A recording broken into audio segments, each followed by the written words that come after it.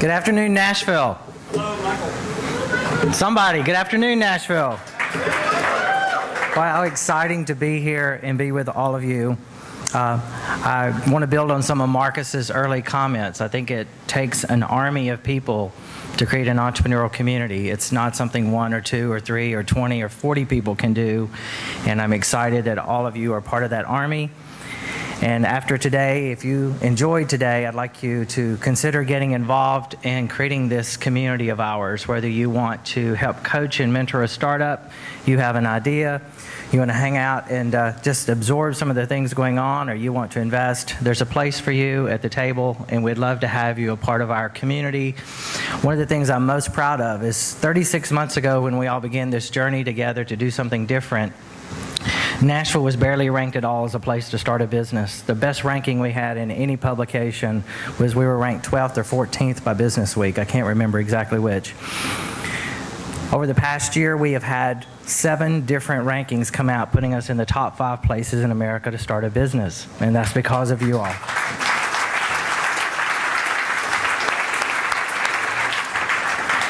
And my goal is if we keep this up, in another 24 months when we're in this room, we won't be here actually, we'll probably be at the convention center with about 1,000 or 1,500 of us, and we'll be voted the best place in America to start a business. I'm confident that will happen for Nashville. So my job is to tell you a little bit about our process. I'll be brief so we get back on schedule and on time, but I want to tell you a bit about what the folks have been through here.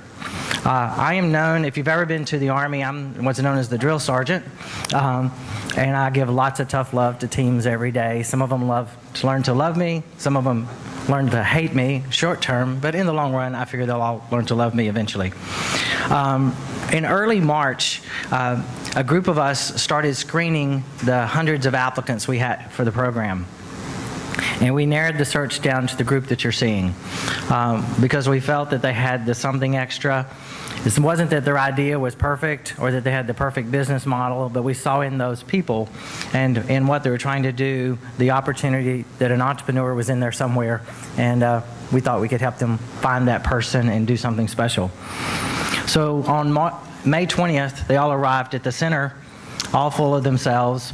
And Marcus and myself, in good fashion, decided to let them pitch immediately and do a field dressing to get them exposure to what it felt like to get feedback. And the feedback sessions, as they will tell you, are lots of fun, but we look at their business through the eyes of an investor.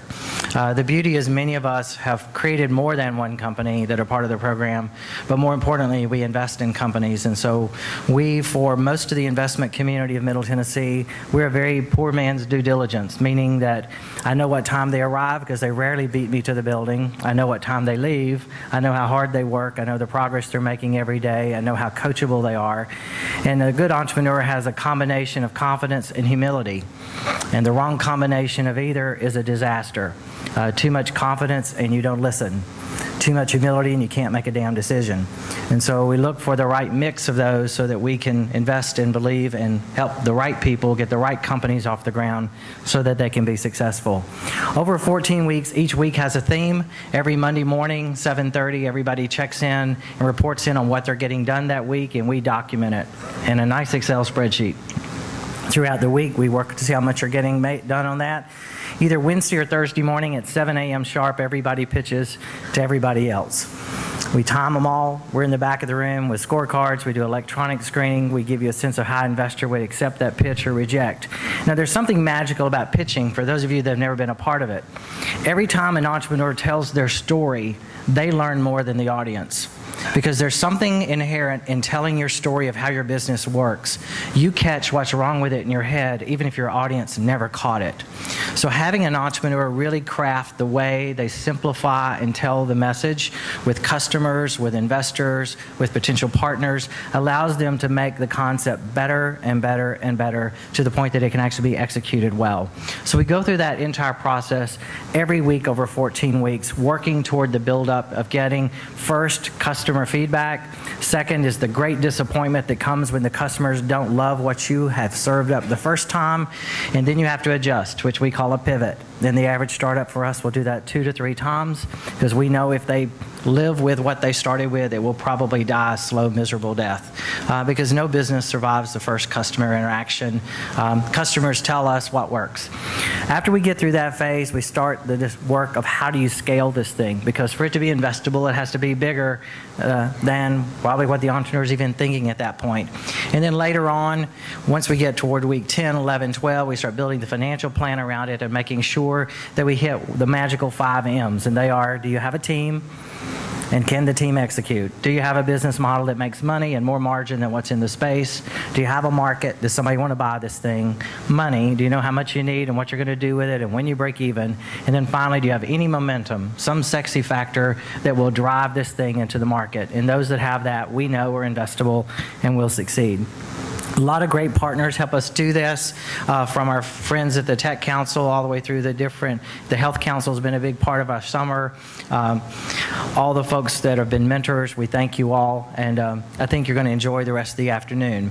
It's my great pleasure now to introduce Ben. Ben has a terrific company called Deo. I first met him. He actually cleaned up a lot since I first met him. He looked like he crawled out from under a bridge the first time, but I was told that that's what hackers look like, and so I can't remember exactly. I think it was Jason Moore introduced me to him. He said, you need to meet this young man, and I went over and I thought, okay. But the more I got to know him, the more I fell in love with him. He came to our program last summer. He's created a terrific little company. Very proud of you, Ben, and we're delighted that you're going to tell this audience about your product and the progress you've made over the past year. Help me welcome Ben.